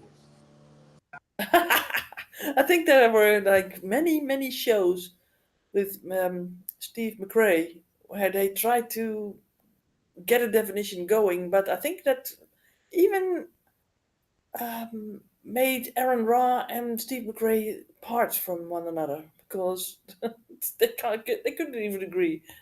Wow. Well, if you ask me, atheist is like atheist, like anti-theist. So they are basically people that are against God. I remember Aaron Ra being in this arena back in 2015 and 16. Yes, that's what I was saying now, Brian. Oh yeah. He He was. swears that Earth and the atmosphere move together.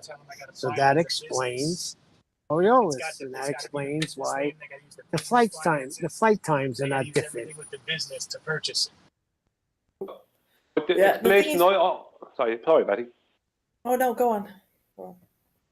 Oh, you go first. Well, with Aaron Ra, well, it is that he took over certain arguments from these ballers. Not that he had looked into it, but because he's a numpty on that subject, anyways. And he just, I heard him doing some of these debates, and the only thing that he could get out of his mouth was, "Where's your model? Where's your model of the flat Earth?" And that's a rhetoric argument, right? So he had sort of like a speed course on how to defend the globe with rhetoric, I think. And that's Wow. yeah, that's what it was, just parroting rhetoric the whole time. Oh, you have to have a model, and otherwise we won't talk. Well, that's it. Then you don't talk because we don't have a model. Models are pseudoscience. Models I are remember- reification fallacies, aren't they? Well, hold on. I have a good response to that. We don't have a model because you're using ours right now. Please give it back. Oh, yeah, that's right. Wait, what was Brian going to say? Oh, then to say, welcome to the globe. I remember Aaron Ra used to kind of hang in with Red's Rhetoric in 2015 and 16. There were the two of them, and there was a couple of others. I remember that were the kind of big names in the bold side of this argument, and they were looking to debate people and all that. I think actually journalism debated Aaron Ra. He did debate Red's Rhetoric, I think, once. Yes. But I remember Aaron Ra being around, and he just kind of disappeared, I think, in around 2016. I don't remember him after that. I have seen him by accident Because he the other fell time. out of grace with Steve McRae, and Steve McRae and Red Rhetoric are friends. So I think it ended there somewhat. I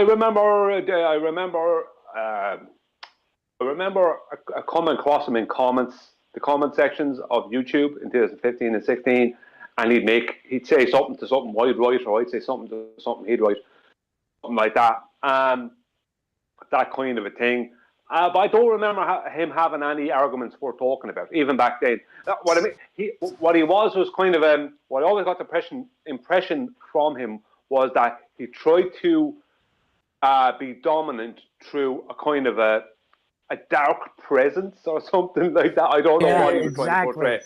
Yeah, I don't know what he was trying to portray, but whatever it was, his arguments weren't. I think that's probably why he disappeared. His arguments weren't. Brian, they weren't good. He is an evil guy, though. He hates God. He denies God with a passion. Yeah, I think he was raised a Mormon, right? Well, there you Aaron have it. was raised a Mormon and was into that Mormon cult, like, and he sort of rebelled against that, and now everything is the same old, right? It's like everything religion wise is for him is bad. Sort of like Jaron, right? Raised Roman Catholic. Now he hates anything to do with God. Just Yeah, because you got a bad teaching. Yeah. Oh, they conflate the people group and the teachers with the Christianity faith, and what really is meant by the words in the Bible, and they make out the building and the denominations to be the bad guys, and they are sometimes, because you have really bad churches and bad pastors and lead people astray, But yeah, it's people don't know that Christianity is a lifestyle, right? It's like Buddhist lifestyle almost, right? But it's not about the traditions and the fake symbolism.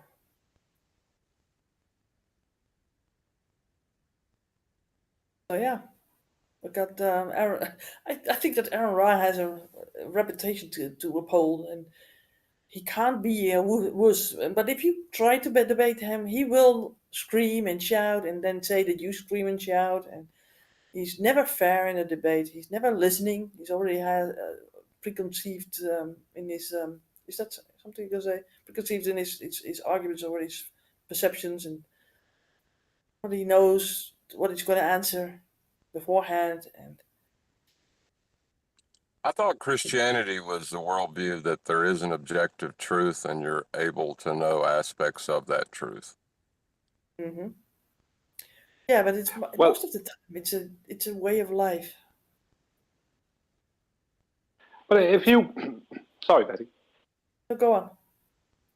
I was going to say that someone like Aaron Ra reminds me of the type of person who could very easily become a Satanist or follow that type of thing. And what I find is mainly with people who are, I use Christians as the best example. Let's just say who believe in God and there is a creator and all that. They, like, nobody, I don't know if anyone can really truly know God, right? But people who are Christians, who are genuine Christians, who don't try and reinterpret the Bible, it is what it is. People who follow the Bible for what it is and what it's saying, they know God a lot better than Satanists would know the devil. I mean, so I think a lot of people who join those other dark cults, they really have no idea of what it is they're doing. I don't know what the outcome they're expecting is going to be from that. But he always reminded me of somebody who was secretly one of those type of people, or is likely to become one of those type of people. I got that feeling off him. I always kind of, I never avoided the guy, but I had no real interactions with him.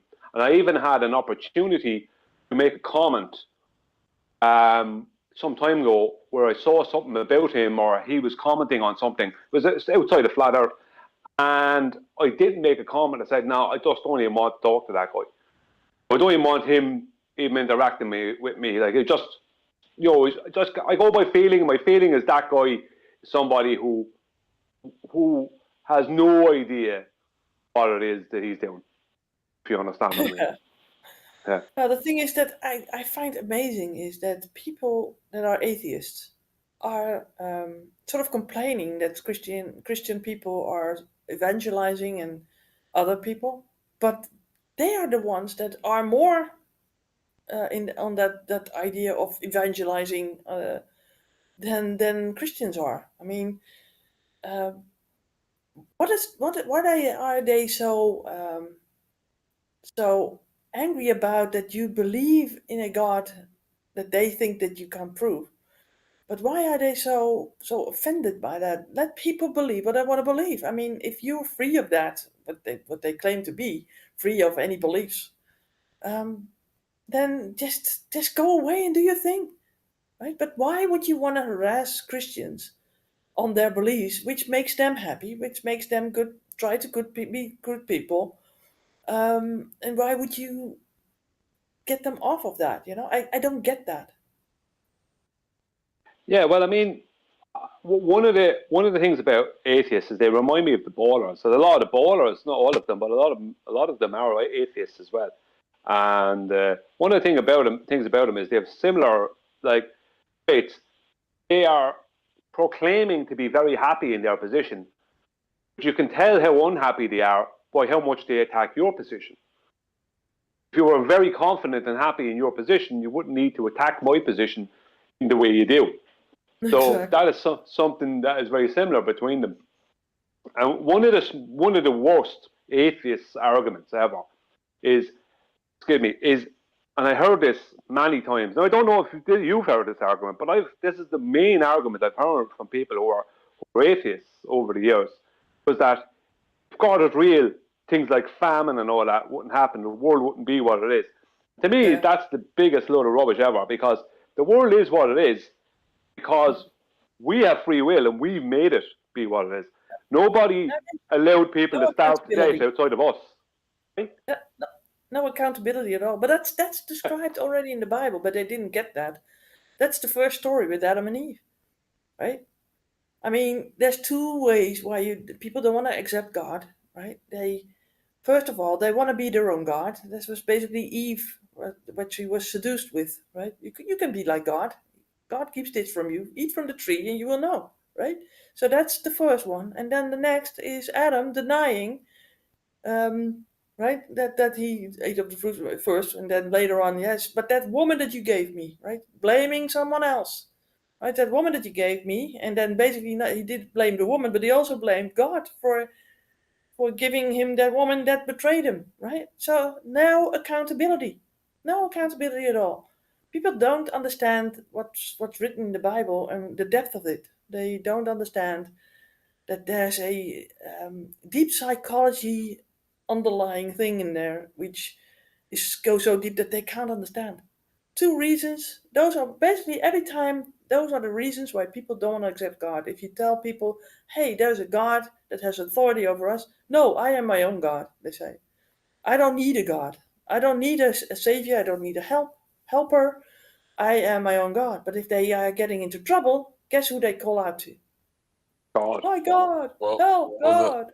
the thing is, to say you don't need God is to say you don't need certainty or truth.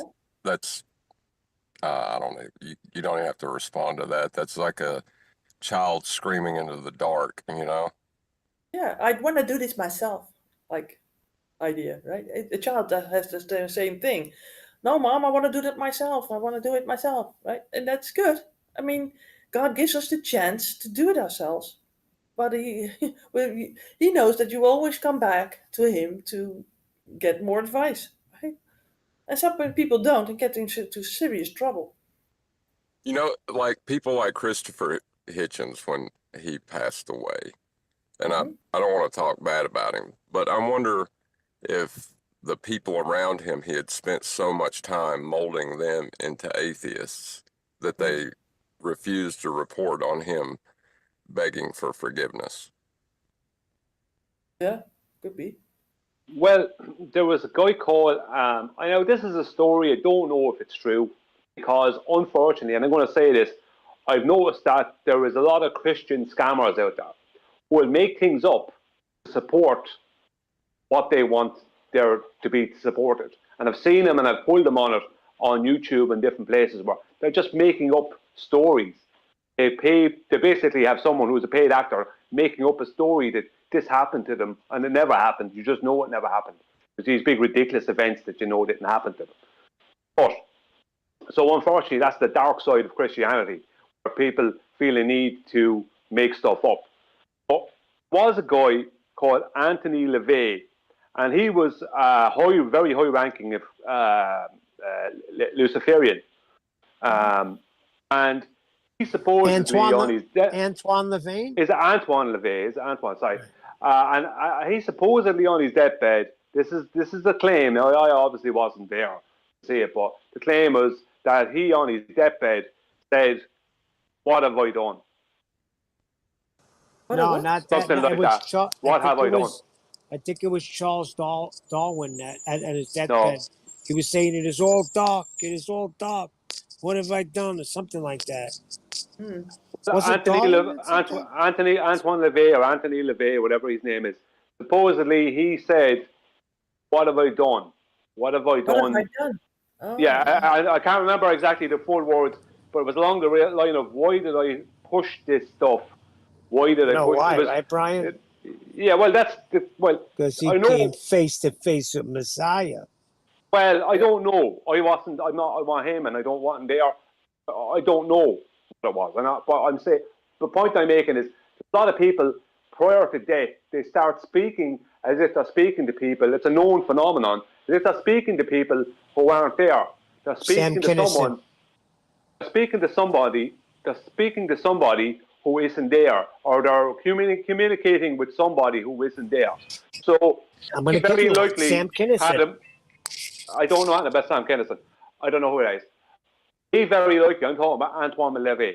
He very likely, might have peered into the spirit world and realized, hang on, what was I doing? You know what I mean? So that the devil is a liar, right? And he lies and he cheats and he sort of promises these guys that are doing these rituals and blood sacrifices and whatever. They do that for a reason because they get more strength and might on the earth, and they think It's ridiculous. and that's a double standard by them because they do believe in the supernatural, right? But they don't believe in an afterlife or in God, which is strange, right? But they want to use it on earth. They think they will have everlasting life on earth or with the devil, right? Can I give you a Sam Kinison story? John, Fractal Courage. You know about it? No. No, I was about to make a couple of corrections. Go ahead, because it's not that important. Go ahead, do the correction first. It's Anton LaVey. I already said that. He was a follower of Aleister Crowley, and it's not that they believed that God didn't exist. They believed he was an evil and unjust God, and that Lucifer was there to free us. Yeah, they switch him around. That's the devil. Right, he was the light bearer, correct. Yeah. Okay, yeah. Got that. Okay, so Sam Kinison he was called to be a preacher, okay? He started out that way, turned into a comedian, lived a wild lifestyle, gets into a car accident. Now, these eyewitnesses that were there, he was running around his car when he got out of the car like a maniac, saying, no, please, this can't happen. I'm not ready. And then when he stopped, he sat down and he said, okay, I understand. And it was it. He died. Wow. Chills. Huh.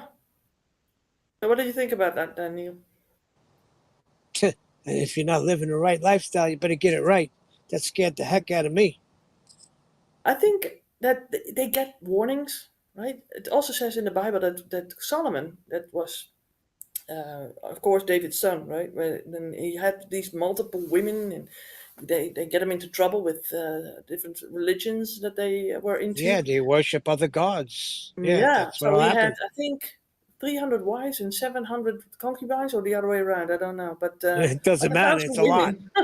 Is that a good idea to have a guy have 1,000 women? But that's another story. But so you can understand that guy, he had 2 warnings. It says in the Bible that he had 2 warnings, and then God had said, "Well, I'm taking away the kingdom from you, not from you because of David's sake, right? But I take it away from your son." So basically, a sort of a generational curse can start in that sense. But I don't think that Solomon is in heaven, to be honest. Yeah, because if you read at the end, it says, and the end of the matter is fear God and keep his commandments, right? Yeah. A lot of people, just kind of on a side note, a lot of people like to blame a lot of stuff to blame the devil for a lot of things. That's also not taking personal responsibility, because there's a lot of things that you were responsible for. You can't blame the devil for. You did what you did. You can't blame the devil if you decided to but he's be the tempter, greedy. Brian. If you decided to be greedy, I don't know about the devil. Yeah, but he's the tempter. If you break Hang down, on.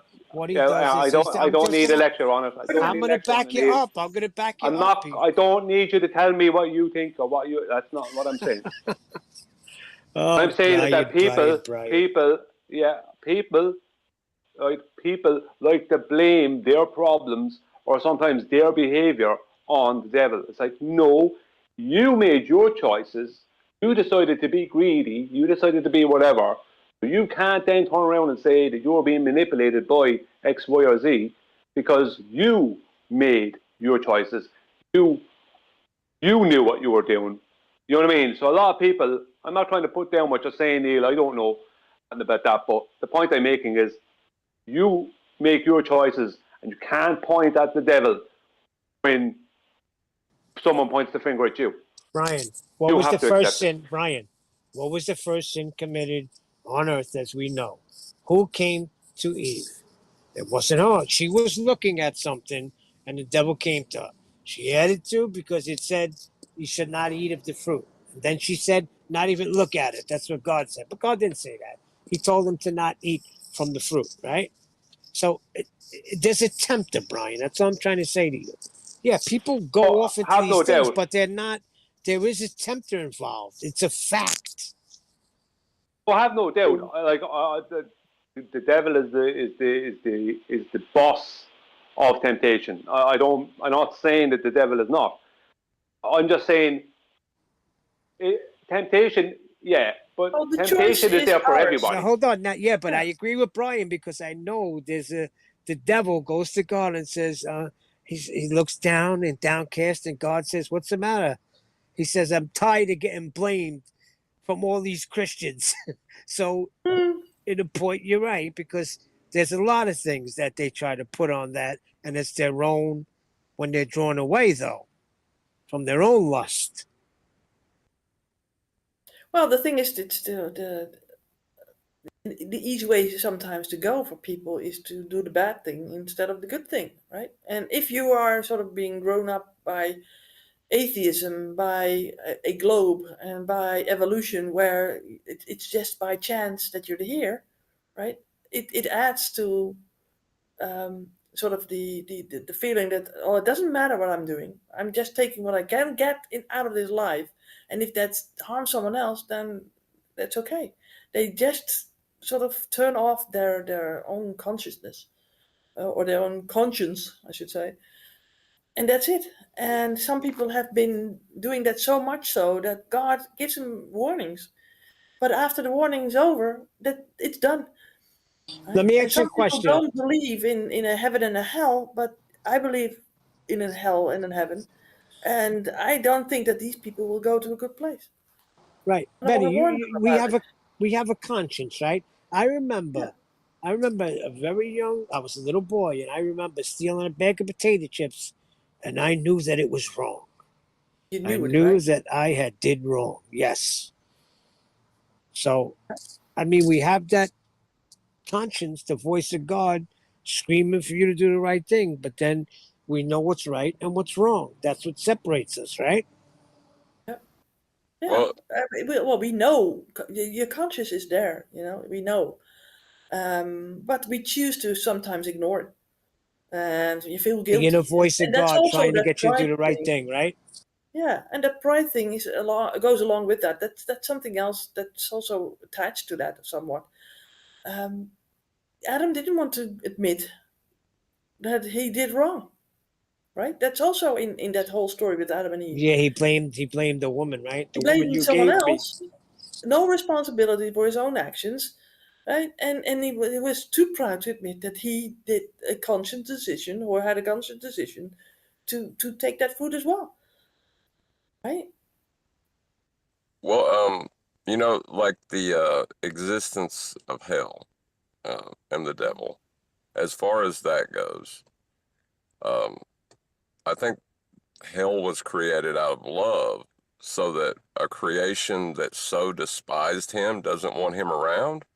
He gave them what they wanted, and Yep. they created hell. Yep. Oh, it's the That's an absence of unprepared. God. It's a prepared place for unprepared people, boy. And Well, Jesus spoke about hell more than any other prophet. well, if you think about it, the world that we have here still has objective truth in it, right? Could you imagine if there was a world without an objective truth? That's It would, chaotic. it would be horrible, you know? Anarchy, right? People I think wouldn't when call people say that they are anarchists, that I'm thinking, then you're of the devil, because you don't want to be in a world where there is no set of rules, or not a set of like higher authority, right? That there's a final authority that is God, and he has to be outside our own periphery, right? Because if you have a God that is among us, you can sort of blame him because he's part of creation, but he's not. He's outside of this creation, and that's why he has to say Well, he's he's he's a I supreme think being. chaos. I don't think anarchy just has to deal with government and no government, but chaos would be a better description of it because everything would be. It would be a horrible place to live in. Absolutely. Well, people say, "Oh, well, then we will celebrate in hell." There's no celebration in hell. Exactly.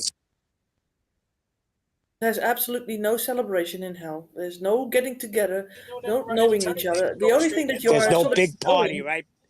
no, there's the only thing that you know is what you did wrong for the rest of eternity. That's right. And you can't warn anybody else because the rich man, he said, send Lazarus back. Yeah. Right? Yeah. Would Tell you even? everybody. Because the place out there, I'm in torments in this flame. But you know what I don't like? I don't like when people say that the Bible was created by the government to control man. Well, it didn't do a good job, did it? Exactly. Well, If that was the case, then we already would be like doing the right things, you know. well, yeah. I don't know if I believe that either, because Christianity didn't invent slavery, but we did end What it. does Romans You know. 13:1 imply then?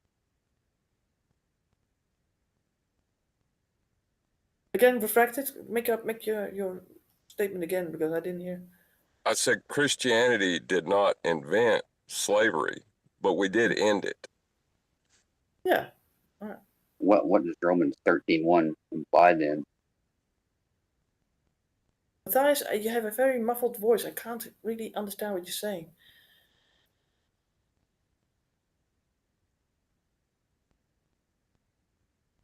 Yeah. Well, the thing is that the whole slavery thing is in the Bible. If you really read through these laws that they put up and stuff, it's sort of different, you know. It's than people say that the slavery is. I don't think that it's the same slavery that you have to put on like with the African Americans coming to America and be put in chains and that sort of slavery. I think that the slaves in the Bible in with the Israelites were more like they were like the ones that are held the jobs with the people that owned the land and stuff, you know. Well, And they didn't they have any could, prisons in at first. but see, those people, and what it talks about in the Old Testament, they could have been slaves. That's right. They could have been slaves to the Egyptians, and the Jewish people may have owned slaves. Fine, but Well, define there's slave. nowhere. Well, there's nowhere someone who's bond, your bonds, someone in which you hold their bond. Yeah, but I mean, I have a contract with my employer. Isn't that almost the same thing? Can you break that bond? Not particularly, otherwise I don't get any of the benefits to get Right. money. So you have a contractual agreement that benefits you both as a bond. Sure, but wasn't that with the slavery as well? No, if Yeah, because the slavery slaves, is a bond well, you can't break yeah, but the contractually. slaves But themselves had some good stuff from the employer. At least they got a roof over their head, some food on the table, right? Are you trying to really expound upon me the benefits of slavery? I'm saying that there's not much difference between having an employer or to be employed yourself. right? I mean, the sense of that you have your own company or your own farm where you can sort of be free and have your own, how do you say that? Your own life, right? Apart from where you are employed by someone to do a job for someone else. Weren't you trying to compare and Bro. contrast? Hold on a second, John. Weren't you first trying to compare and contrast slavery out of Africa and then the slaves? There's the Because you definite. have different sort of slaves. Yes. Yeah, that was like dramatically different under the same term, right? Mm-hmm. I mean, I'm not an Yeah. expert right now. I can't go into the differences, but I know that they're massive. Right? Correct? But that's something that's of a definition, right? That has also got more connotations Yep. during ages, right? Yes. So the ones that's what's written down at Moses' time, yes, of course. When these Israelites moved into the Holy Country, they were fighting off these other tribes that were already living there, and when they didn't kill them, they just had them as slaves, they say, but they did work for these people on their lands and in their households, right? They were like, well, maybe workers. You could also say it that way. And they, according to the laws, they had to treat them well, right? It's sort of in rough terminology, but they had to treat them well, right? Mm-hmm. And that's something that didn't happen with African Americans in America or in other places where they were beaten and branded and all kinds of nasty stuff happening to them, right? Yeah. And that's something that nowadays is like ingrained in us, that's bad.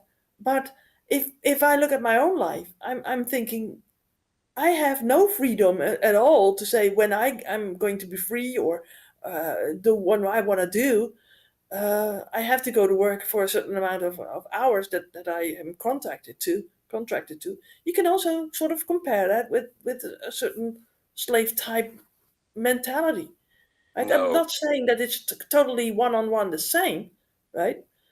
But I have to do that because otherwise I can't get money and I can't have a life. I don't have property, right? So I am basically a slave.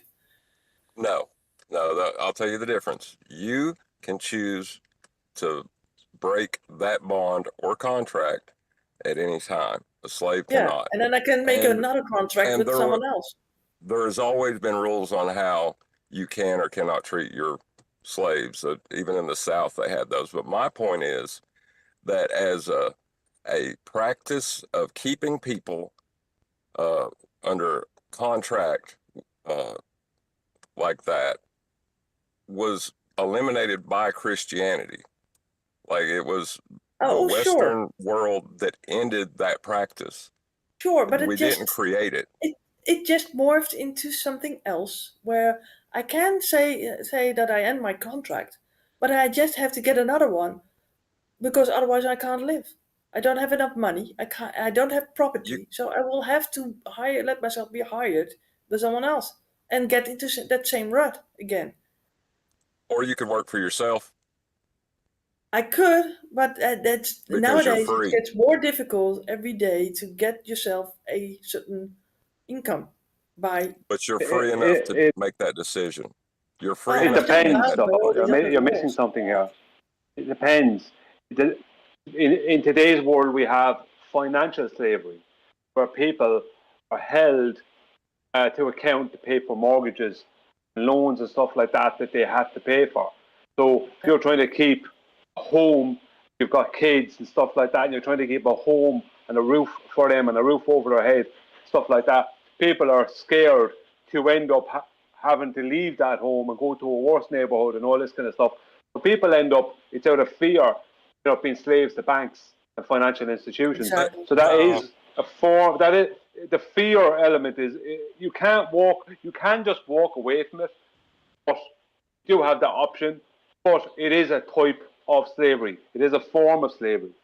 No, Yes. that's called accountability. When you are No, held it accountable morphs for the into. choices you've made in your life, that you have to get a job because you brought another life on this in this world. You know, you have to face up to accountability, and you have to take care of that child now. Exactly. Well, here in in Holland, we have a very, well, they say a good social welfare system, right? And on one part you could say, okay, that's good, because there's always a sort of a fail-safe when something goes wrong. When you get unemployed, you have unemployment benefits. When you get health problems, you get health benefits, right? But it gets you into a system where you get dependent on it, and you can't get out of it. You have to pay for certain of these benefits to basically insure yourself for a later benefit yourself if it happens to you, and also for other people, you know. So you will have to go along with that system, and it is a sort of a preface to basically, the bigger part of it, communism, right? Because you will be ingrained into that system. If you don't, you will be basically outlawed, right? You're an outlaw, a renegade.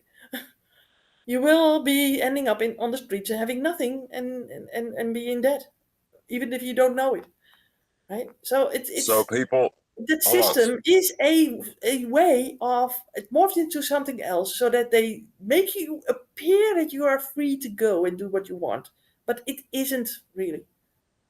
Well, see, I the thing can't go. is I it can't is. move. I can't move into a countryside and put up my house there and say, "Okay, this is mine now," and that's it, and be free. I can't.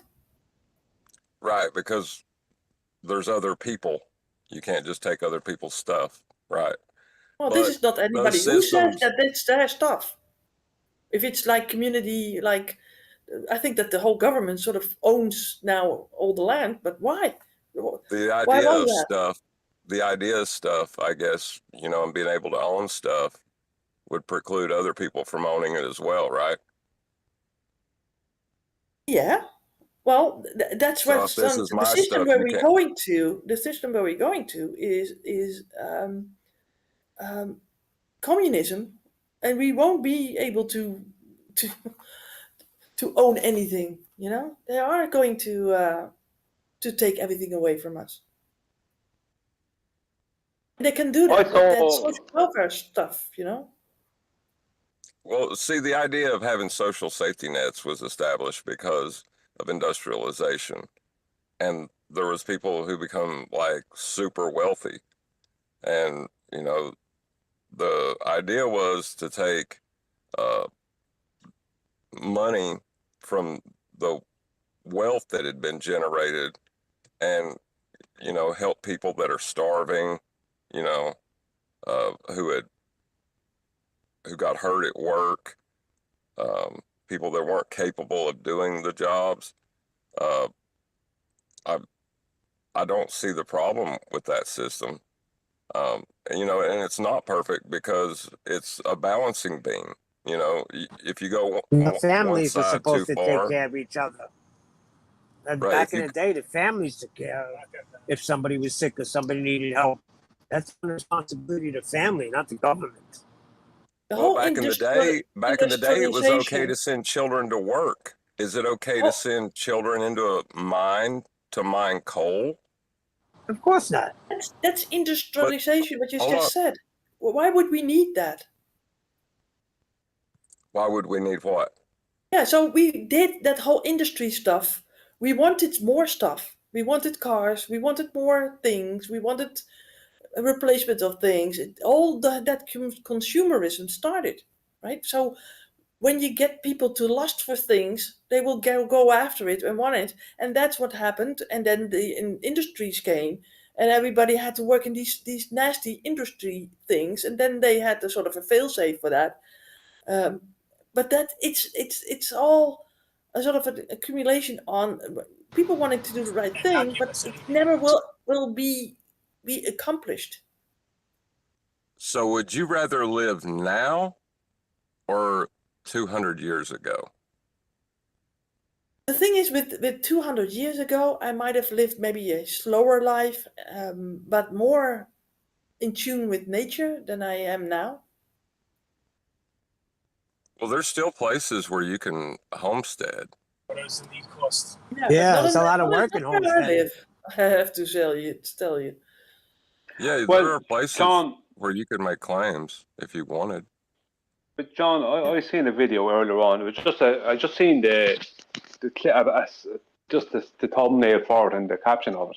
But basically, there was a guy who had a wood burning stove, and he had brought it with him out to the wilderness, and he was using it in the wilderness, and while he was camping there or whatever, and the police turned up. You know what I mean? That's where we're at. You know what I mean? The police turned up and go, "Hey, you can't do that here," and blah blah blah. It's like, no, we're at that point where I understand that they have to keep a certain amount of control within national parks and things like that. But we're at that point where you can't even do silly things, simple stuff, because some authority figure is going to turn up. So we are in or heading for 1984. Yeah. That's the problem. I thought we were in it already. Yes. I don't know about that. I think that's a little bit outlandish. We're already there. Reflected. Taking a wood burning stove out to a national park defeats the idea of having a national park. Well, I don't know. Well, the thing about it is that you get wood burning stoves. They're really small little things, and you He have probably a went out, constant Brian. source of Did he heat. go Then. out?